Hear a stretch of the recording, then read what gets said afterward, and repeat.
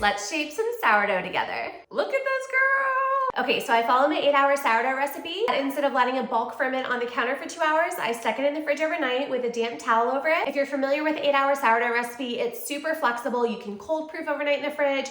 You can even bulk ferment overnight in the fridge, so you'll never feel like you're stuck to an 8-hour timeline. If you ever run out of time, just stick it in the fridge. So this is enough dough for 4 loaves of sourdough bread. This is when you know your dough is ready to be shaped after bulk fermentation. It's super light, it's airy, jiggly like Jello. You'll also start to see bubbles forming along the top of your dough when it's ready to be shaped. Okay, so it should just fall right out of the bowl very easily. And there you go.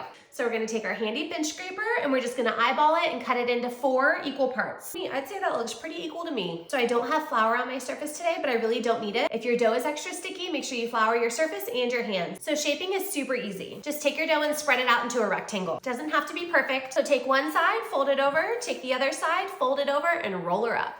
It's that easy. So this loaf will be a plain loaf. The other ones will add ingredients. So you go out, in, tucking in the underside. Pulling and pushing on the counter like that creates that tension on the surface of your dough and makes your dough nice and tight. So this is good for our first shape. And then let's do a fun inclusion loaf. For inclusion loaves or loaves with ingredients, you want to spread out your dough into a larger rectangle. It's called laminating your dough. Again, none of this has to be perfect, look perfect. Don't be intimidated by your dough. We are out of chocolate chip loaves and my kids love chocolate chip sourdough, so that's what we're gonna do first.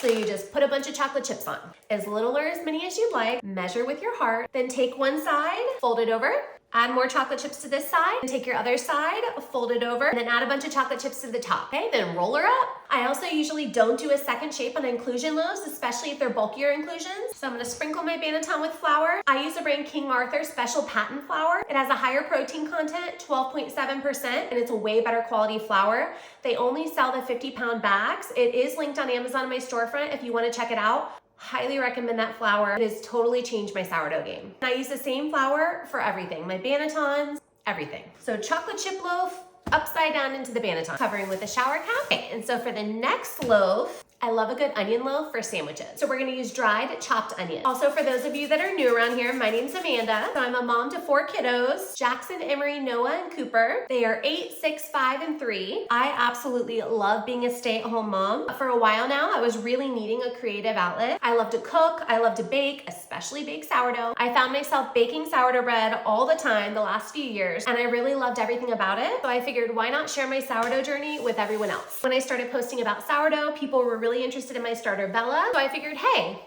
maybe I can make a business out of this. So here I am creating sourdough content for you guys, teaching you guys everything I know. I'm not an expert by any means, but I absolutely love sharing what works for me and what I do know about, and try to help you guys realize that sourdough is not scary. Anyone can do this. Don't let fear of the unknown hold you back. So here I am sharing sourdough content, sharing Bella with the world. So thank you for being here and following along and supporting me on my sourdough journey as I help support you on yours. You guys mean so much to me, and I'm so thankful you're here. So I've always wanted to do a roasted garlic loaf. This is roasted garlic and olive oil. So I'm gonna take some of the roasted garlic out and try to leave most of the olive oil in the jar. But oh my gosh, I can already smell it's gonna be amazing. I also have to give a shout out to my husband. His name is Jason. He roasted this garlic for me, and I love that man more than life itself. We're actually coming up on our 10-year wedding anniversary on Monday. And fun fact about us, we met 10 years ago in November, got engaged in February, and got married the next month in March. When you know, you know. Everyone thought we were crazy, and here we are, 10 years later, 4 kids later, 4 states later. He has always been my biggest cheerleader, and I feel like the luckiest wife and mom in the world. Oh my gosh, if you could smell this right now. All right, take one side, fold it over, put some roasted garlic on this side, then take this side, fold it over, and finish the top off with roasted garlic. I have a feeling this is gonna be the best loaf I've ever made. All right, then we're gonna roll her up. I'll have to be careful about this one because it does have some oil, and I don't want it to be too difficult to shape. Okay, and I'm not gonna do a second shape for the garlic loaf. Because of the oil, it would be really hard to do. So just one shape for that loaf. Okay, so second shape for the onion loaf and the plain loaf. It'll be harder to shape the second time around because it remembers that first shape and it'll resist shaping the second time. I think for our plain loaf, we're just gonna use the banneton as is without the liner. So you wanna flour it well, and it'll take on the ring shape at the inside of the banneton. Just gonna go upside down straight into our banneton. Okay, so I have another little bowl here. If you don't have bannetons, you can use any bowl in your kitchen slightly larger than your ball of dough. You just want to line it with a kitchen towel. So these are going to go into the fridge to cold proof for 2 hours, then we'll take them out, score them, and bake them.